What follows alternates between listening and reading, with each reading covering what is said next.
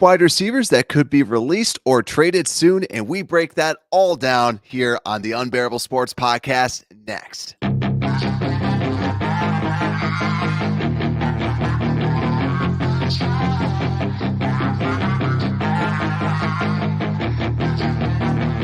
Yeah, she's got some nice long hair. And Welcome back to the Unbearable Sports Podcast. I'm your host, Brad Barron. Joining me, as always, Mr. Johnny PayPal. Make sure to like and subscribe out there on YouTube. Download the podcast. Search for Unbearable Sports.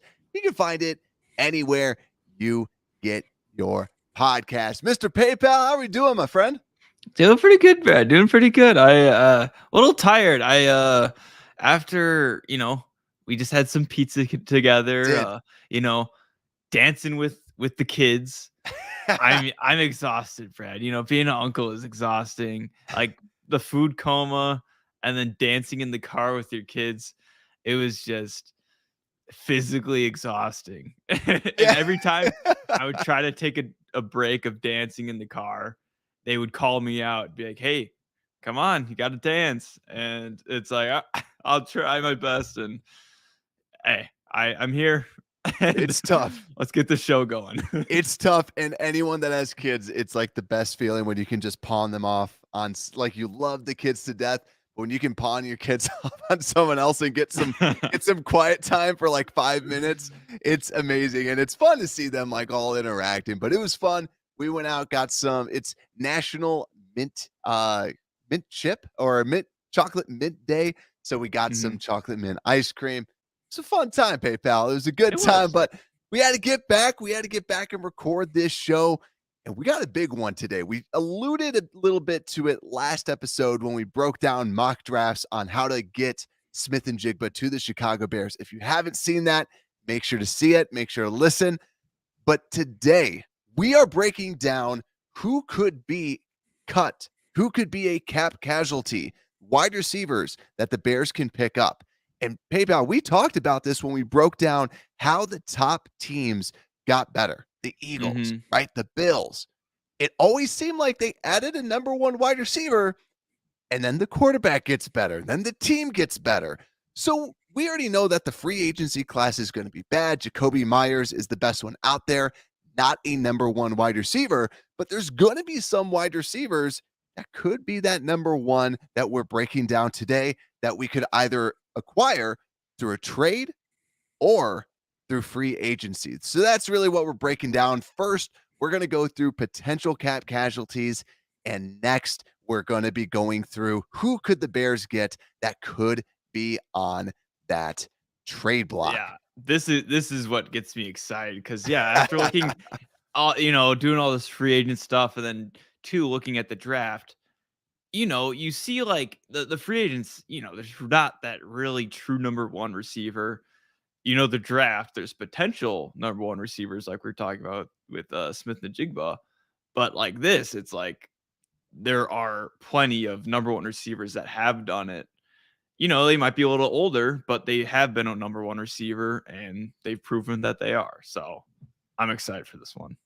Yeah, it's going to be really interesting to see. So that's why we're like, let's break this down. We were actually going through cap casualties, and that was what this episode was going to be on. But PayPal and I, we looked at, we're like, let's just do a freaking wide receiver one because there's so many potential wide receivers that are available. So let's start with potential cap casualties. Now, before I show it, before we talk about it, I have to educate. We got to talk about this first. We got to prep for this. Hey, I didn't know this. You had to educate me before the show. And that's why I listen to the show, right? Like, the cap casualties. First off, it's already difficult to talk about cap casualties because speaking of the Bears, Al-Qadim Muhammad, cap casualty. We talked about it. We personally wouldn't have cut him, even though we didn't like him. But that's something where, like, if you know that he's not going to be on the team, just get rid of him, right? If you don't like someone, get rid of him. But what a lot of teams are looking at, remember, the middle ground for cap space right now is $2.5 million. So a lot of people are negative. So right now, a lot of teams are looking to clear some cap space so that they can be in the green, so to speak. So a lot of these players that we're going to be looking at are people that might have a high salary cap hit and a low guaranteed money. So if you get rid of them, you can free up some cap space. But with all these potential people that would be like cap casualties, you have to ask a couple questions. Are they going to be traded? First of all, like chances are a team's going to try and trade them, but they're also going to probably see, can we restructure their deal and kick some down the road? And the last resort is always cutting because you're essentially getting nothing for them. So these are rumors. I scoured the internet to hear what teams think that they might potentially cut bait on some of these players. So these are people for us to think about. So the list goes Michael Thomas out of New Orleans. There's been a lot of pain with his foot, I think it is, that has been keeping him out for multiple seasons. Kenny Mhm. Golladay from the Giants, Adam Thielen from Minnesota. Minnesota needs to clear a lot of cap space, so look to see Minnesota cut a couple people. Robert Woods from Tennessee Titans because he just hasn't been that great. Robbie Anderson right after Arizona traded them, huge cap hit. They're going to look to move on from him most likely. Corey Davis from Tennessee hasn't been too great. Actually, Corey Davis is on the Giants. The Jets totally typed that in wrong. So ignore that. But in podcast land, everything's all good. And Russell Gage from Tampa Bay, 1 year already doesn't look good. They might already try and cut him. Keenan Allen, the Chargers need to get rid of cap space. He's a potential cap cut. And last but not least, Tampa Bay has a terrible cap situation. They need a restructure. They need to get rid of people. Mike Evans could be a potential cap cut. But PayPal, who sticks out to you out of this list? Yeah, I think the Mike Evans is a big one that kind of sticks out to me. I mean, he was Tom Brady's guy, and I mean, when we're talking about receivers, I'm thinking of who's someone that can kind of be that number one, who can have a relationship with a quarterback and is kind of proving that he was kind of that safety outlet for a quarterback. And Mike Evans was that guy. And I mean, there's a few others, but Mike Evans, he's that stereotypical number one receiver, big body, like deep threat. You can always throw it to him, even when he's covered. He's basically open. So he's one of those guys, and honestly, probably the most realistic ones on this list. Like I feel like the percentage of him getting cut by Tampa Bay or getting released by Tampa Bay is probably pretty high with, like you said, how high of a cap that they need to bring that down. So I'd be excited for the Bears to get some Mike Evans because he's also a physical blocker, which also fits the flu scheme. Very true. And I'm actually going to go on the opposite side. Bears Bones agrees with you with Mike Evans. The thing that gets me a little nervous of Mike Evans is he too much like Claypool a little bit, right? Like Mhm. we've seen, I always get nervous when someone's not separating because Fields likes to throw it to open targets. But does that change if you were to get a Mike Evans? I'm looking at Keenan Allen. Now, Keenan Yeah, Allen Fred. is gonna be 30. Yeah, and you joked You pre-show love like Keenan Allen. Yeah. I always had him. He he separates. He's a good route runner, and to me, you need someone that can run a good, clean route. And I think especially if he gets cut, right? Why not look at a Keenan Allen? It seems like Khalil Mack's actually going to be cut. But Keenan Allen could be one of those cap casualties as well because he's been off and on with injuries. But I think truly getting a good route runner, 30 years old, get him to like a 1 or 2 year deal because people don't talk about this. When wide receivers hit the age of 30, they drop off. Adam Thielen was the best wide receiver, like pretty much over the age of 30. You look at the stats, no wide receivers produce because cornerbacks are just freaks of nature athletically nowadays. You can't get by them. And Mhm. yeah, Keenan Allen to me though, 1 2 year deal. Hopefully it's pretty low. You can then get a veteran presence out there and hopefully can help coach up Justin Fields. Yeah, that's where I'm glad you kind of brought that point up, Brad, because a lot of these guys, I mean, Robert Woods is kind of someone on my list where we have seen how good he was, like when he was on the Rams with Cooper Cup, like another, creates a lot of separation. I not the biggest guy, not the most athletic guy, but creates a lot of separation, smart player.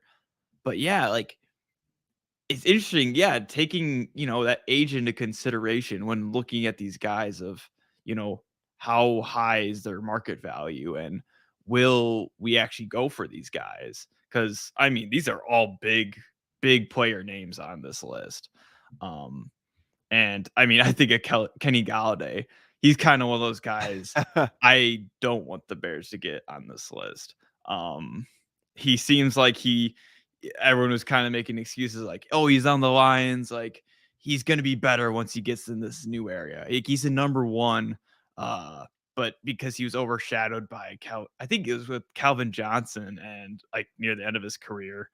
Um, Golden and Tate, yeah. yeah, Golden Tate and all those other guys. So he's kind of overshadowed, but then now he's on the Giants, and I don't think he either has like one touchdown and he like just got it near the end of the season or something, and he was not very productive. So that's one guy on this list I hope we don't get, but like Robert Woods, Mike Evans, yeah, Keenan Allen, I think you kind of talked me into it, Brad. He would be ideal because he's very underrated. Like he's not that super sexy jump ball guy, but he creates so much separation. And the Chargers, whenever he was out, I mean, fantasy owners of Chargers, like Justin Herbert, could tell Keenan Allen when he was not playing, their offense was in Yeah. shambles. And it's crazy when someone like that can do, to an offense. People are seeing just how important wide receivers are nowadays. I feel too, right? Oh yeah. You see what number one wide receivers can bring to an offense. And PayPal, I'm actually going to be on the opposite end of you. I think I don't want the Bears getting basically any of these guys except for Keenan Allen or Mike Evans if he's Mhm. available, right? Like, and I think a big reason, and Philip kind of brings this up. Will Darnell Mooney, it's a very good point. Will Darnell Mooney be ready for the start of training camp? I totally forgot about that. Like, True. I haven't heard much about it. We'll probably hear more in the offseason, but I think about it. Hopefully, Mooney can be there at the start of the offseason. And then hopefully you can get, so you have Mooney out there, and then hopefully you'll also have Chase Claypool out there.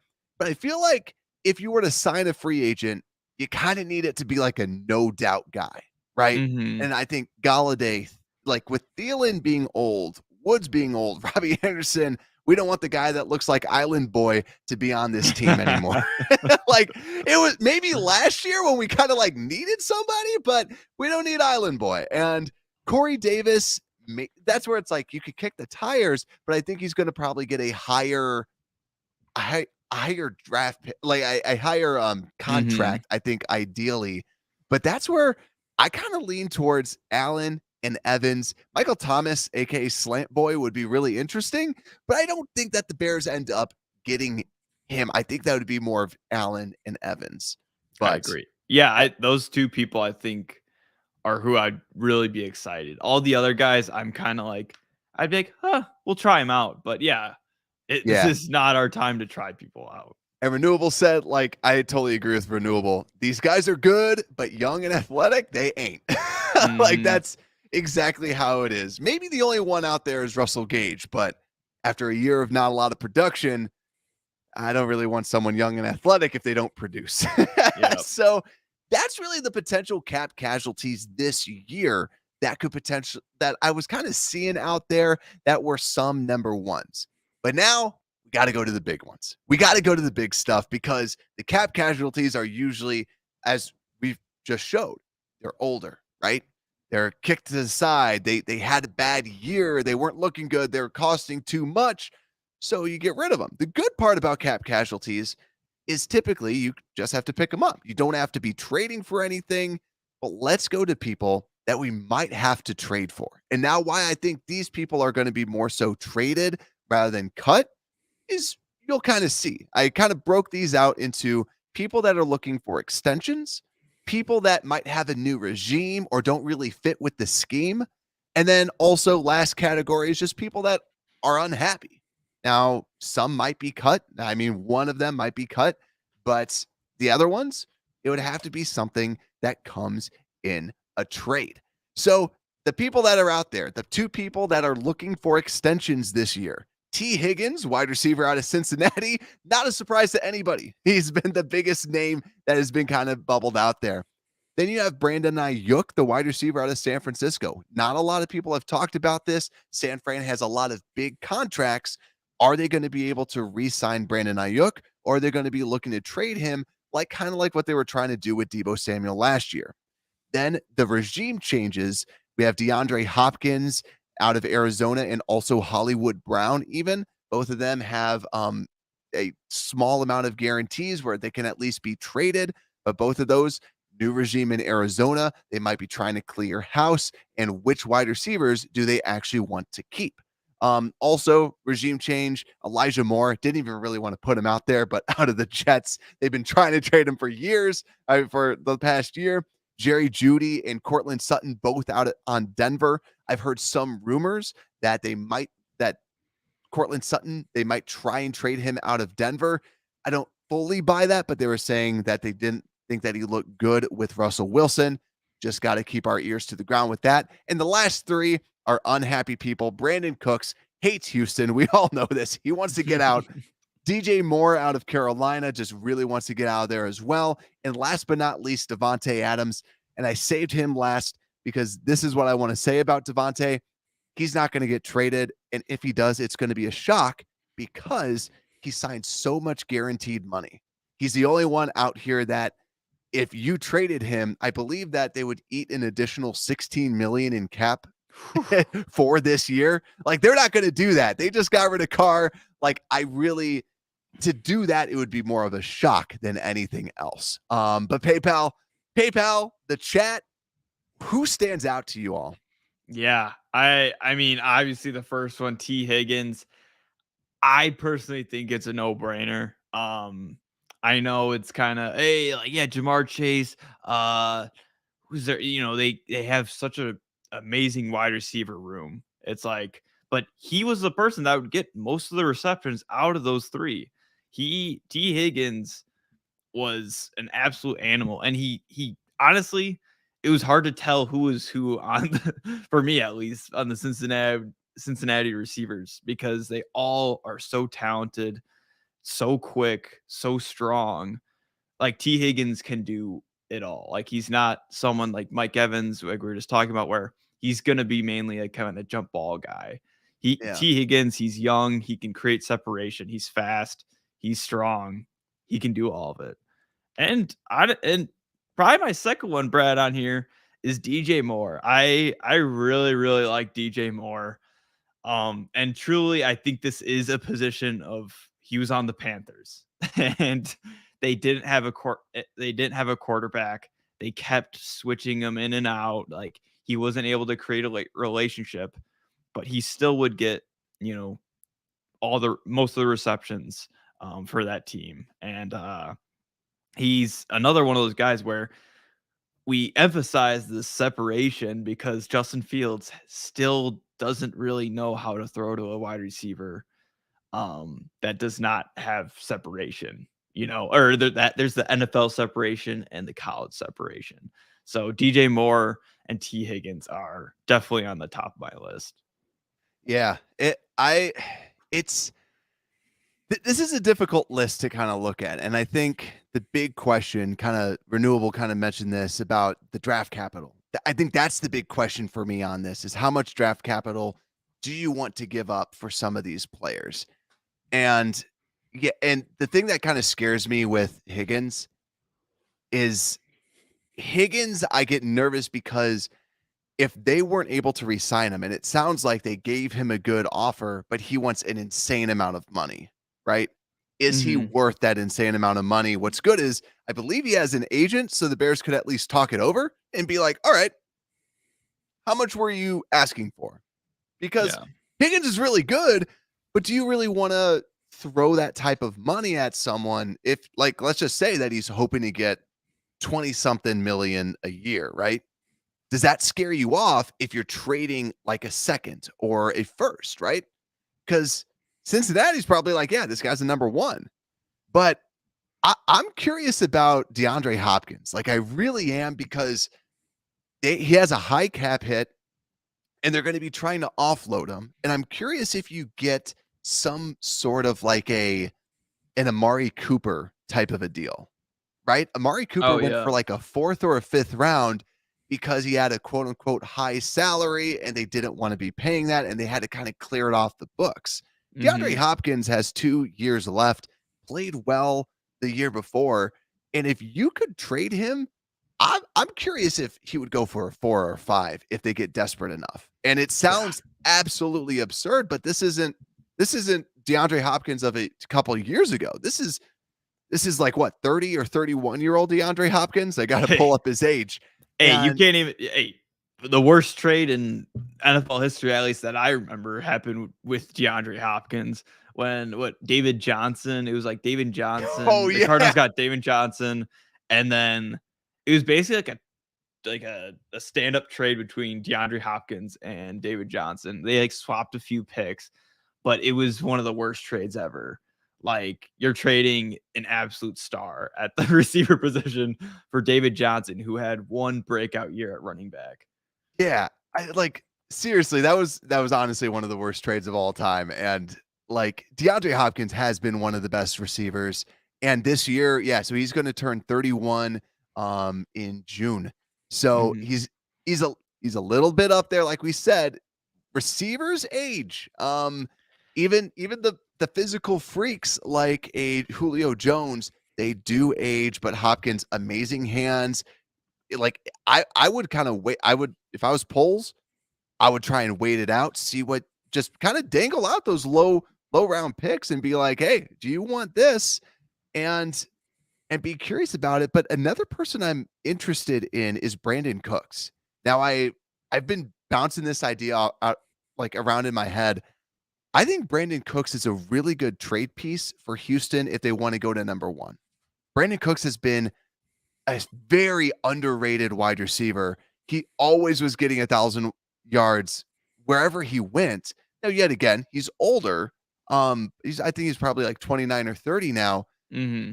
But if you could move back from 1 to 2 and acquire a receiver like a Brandon Cooks, and the reason why I like the idea of trying to get Brandon Cooks, like trading back, and then you would still get extra draft capital, right? On top of that, it wouldn't just be one for number 2 and Brandon Cooks. Yeah. Because if you think about it, Houston, if you were trying to trade up, you don't want to trade too much up because then your fan base is going to be like, and this is why we should have lost, right? Like, and now we don't have a number 1 next year. Thank Brandon you, Lovey Cook, Smith. yeah, I think Brandon Cooks at least sweetens the deal so that it loosens it up a little bit. And then you can go back one spot and then you could trade back even more, potentially to even the Colts, right? Yeah. That's something that I'm interested in because you could potentially nab him.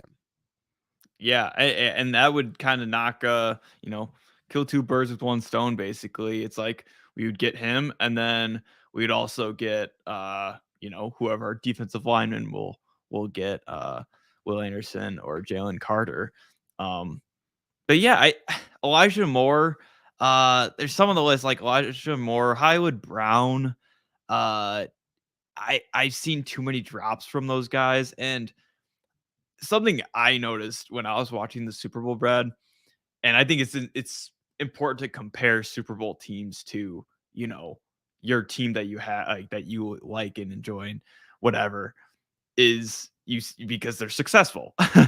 And something I noticed is there were like little to no drops during the Super Bowl.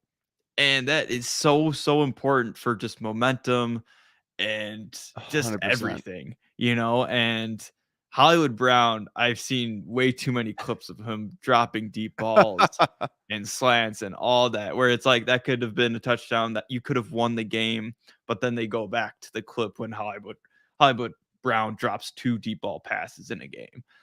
Yeah. So he's off my list. And honestly, like Hollywood, you look at his skill set and it's really good for Fields, right? Oh Like a yeah. deep guy. Fields throws a beautiful deep ball.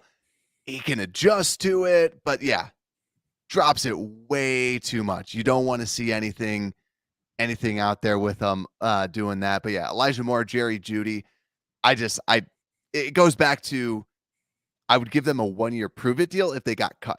But I wouldn't Mhm. trade for any of them right now, especially since you traded for Chase Claypool. If you traded for one of those, I could already see the tweets like, "Holy mid," right? Like, why would you trade for a player like that? But that's Mhm. where, yeah, it just having those surefire hands out there. D Hop, Jeremy's Yeah. saying, great hands. We'll see because yeah, and Don, our boy, he's making a good point. He said, "Hey, people say that Fields can't throw to NFL open, but he was kind of calling, A-Rob. Yeah, like he can fit it into the tight windows. I know my big question on him is always like, yeah, that he's not, yeah, you totally agree. Just that being comfortable with doing it. And that's where too, if you get him, let's say Mike Evans, DeAndre Hopkins, a veteran, does he feel more confident because he's not throwing to Chase Claypool? Chase Claypool's the young guy saying, yeah, dude, throw it to me, I'll catch it. But, like, Mhm. if DeAndre Hopkins comes up to you and goes, "Dude, throw it to me, I'll catch it." You go, "Yes, Oh, sir. yeah. Yes, sir, I'll Oh, throw it yeah. to you. I've seen it. Like, I've seen you do this. So, let's do I it." Yeah. yeah, honestly, out of all these actually it's funny how I just my whole list changed. Like, I really wanted T. Higgins and DJ Moore. Now I'm like, I'm on the DeAndre Hopkins train because you talk about his age, but I really don't think he's slowing down. From what I've watched from Arizona Cardinals games, he's not slowing down. It's just they have a lot of weapons. Kyler Murray and that whole offense, they were just they were not they were not in sync at all this year. But he's still got it. He still has the speed. It's not like he was a speed demon, but he still can run routes. Amazing, amazing hands. And I completely agree. He would be a great leader and veteran to have for this team and really just be like, hey, Justin Fields, like, if you need someone to throw to, just throw it to me. Like, just Yeah. trust me. Or like he could teach Justin Fields what to do because you could tell there's times I could tell like he would try to tell Kyler Murray, like, hey, like I'm gonna do this, just throw it to me. And Kyler Murray, just being kind of the hothead, gamer guy he is, he just wouldn't listen. And I think Justin Fields would listen and really like earn his respect and stuff. So I I like it. and looking at this entire list, it's what I want out of a number 1 wide receiver is I want someone that can come in and say, like you said, just talk to Fields and be like, throw it to me, right? And like, let's do this. I think that Hopkins has that out of anyone else out here. Like we Hmm. said, Devontae has that, but he's not going to get traded because of the amount of cap penalties Yeah. that adds in. DJ Moore is interesting though too. The thing that I am curious to see is does the DJ Moore, does the Brandon Cooks get incorporated in trade packages if they want to, if both of those teams do in fact want to trade up. But and the last little thing too, we'll probably have a interesting mock draft with this. I was looking at this in an interesting trade for the Bears to T. Higgins, right? I think that a second, it might be not enough for Cincinnati, but obviously the number 1 pick is way too much. I'm curious if the Bears like trade down, maybe if they trade down to like 9 to the Panthers, and then they trade back again. Do they like do a pick swap or so with Cincinnati and they get T. Higgins? But you Hmm. do have to factor in the grand value scheme of it. You do have to re-sign him to that big deal. That's still the big question mark. It's going to be interesting. Yeah, Hmm. like I think, yeah, just Jeremy saying veteran wide receiver room. Yeah, we need good wide receivers. We got some laughs at N'Keal Harry. Yeah, picture N'Keal Harry going into the huddle and being like, Fields, dude, throw it to me. And Fields is like, nah, just Yeah. just just nah, man. I saw what you were able to do. Let's not do that. But um, Exactly. Yeah. so Hey, I out of all these, like, just keep an open mind. I love DeAndre Hopkins, and honestly, I think with me, I just having a relationship with the quarterback is the most important with all this stuff. Especially, I mean, with our last show talking about Smith and Jigba, like that's where I don't want us to trade too much in the first because if we could get Smith and Jigba, I'm really happy with that because Justin Fields is happy with getting a guy like that and he trusts that receiver.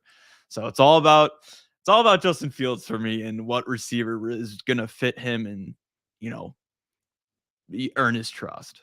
Do you know what I would do though? I'm just Huh. as I go through mock drafts, I think about this, and it's something that I do in Madden. It's something that I do in 2K. And some people that don't like video games are probably rolling their eyes, going like, "It's a video game." But no, think about this: the power of getting a next round pick, right? Because people, it's seen as lesser value, correct? Like, if I give you a pick right now, people are like, "Dude, I want that right now. Sign me up." If I was the Bears, obviously trade back, right? You trade back, you get a first or you get like a second, right? And let's say T. Higgins, you see it play out, right? Watch it play out. Is T. Higgins actually going to resign? Week 7, week 6 of next year, if T. Higgins isn't re-signed, Cincinnati's going to be looking to move on from him. The Bears can be going out there with a second round pick that they got from this year's draft from trading down, right? Or a first, Yeah. right? And that's where I think the Bears, maybe you don't jump on T. Higgins right this moment, but I think especially like when you accumulate that draft capital, don't sleep on those future picks, because that future pick in 3 months is a current year pick. So Mhm. so I just think we accumulate this stuff. We see what you can do with some of these vets, and then also see, does anyone else get disgruntled? Is anyone else going to be out there? But yeah, it's vital to get one of these vets. And we wanted to put this show together though for all of you, just so that we can start talking about rather than just the free agency. Who's out there inside of the trade market? Who's out there in the cap casualties? And if you enjoyed that, make sure to like, make sure to subscribe, make sure to rate 5 stars if you're listening out there everywhere that you get your podcast. Coming to you live every day. I mean, every day on Sundays and Thursdays. Every day, but not really. At 7:30. Make sure to tune in. And with that, ladies and gents, Unbearable Sports Podcast, we are out.